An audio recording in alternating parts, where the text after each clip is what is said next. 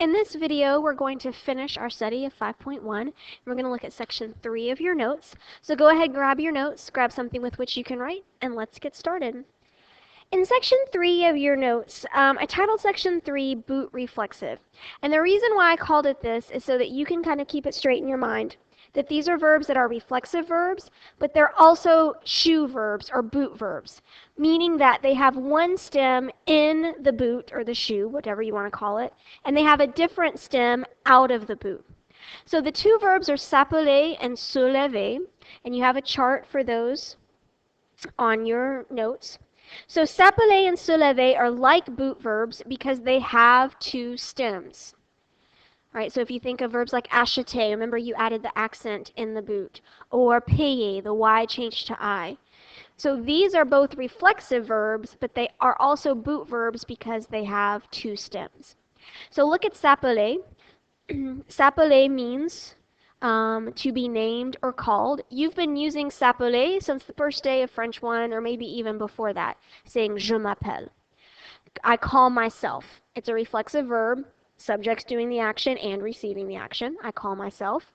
So notice that in the boot, so the je, tu, il, elle, singular, and il and elle plural form, we double the L. But when we're out of the boot, we have one L.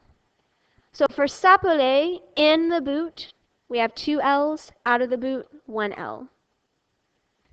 Our other verb is se lever, which you know means to get up, so to get up out of bed or to get up from sitting. And se lever adds an accent mark in the boot, similar to acheter. You add the accent grave. So je me lève. Tu te lèves with an accent grave.